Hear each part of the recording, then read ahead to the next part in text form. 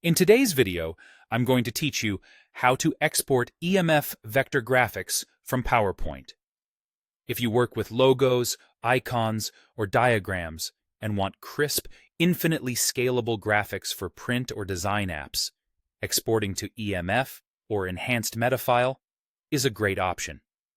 It preserves vector paths so edges stay sharp at any size and colors remain editable.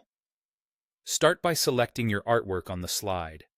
Focus on items that are truly vector inside PowerPoint, built-in shapes, icons, and any SVGs you've inserted and converted to shapes.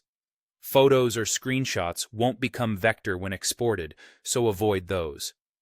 If you're using an SVG, make sure it's been converted into editable shapes so PowerPoint is working with paths, not just a single picture object. Take a moment to click through your elements and confirm they're the items you want to export together. Next, group the objects. With all the pieces selected, press Ctrl+G.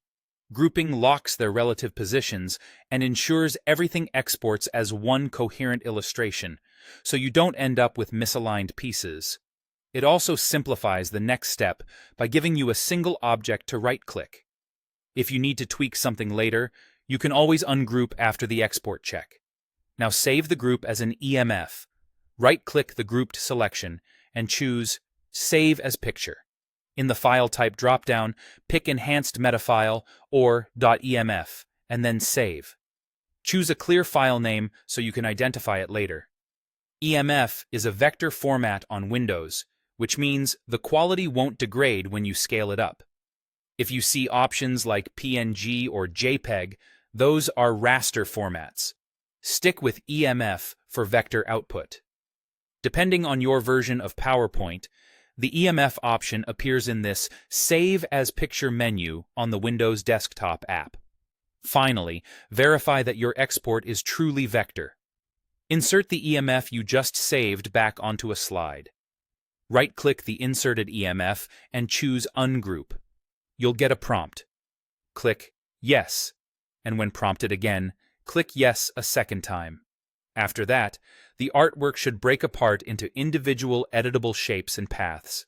Try selecting a piece and changing its fill or stroke color, or zoom in and scale it up to confirm the edges stay perfectly crisp.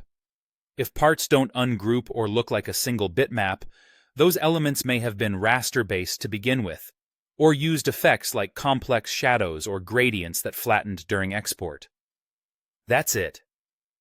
By selecting true vector items, grouping them, saving as EMF, and ungrouping to confirm, you'll have clean, scalable graphics ready for use in other documents or design tools.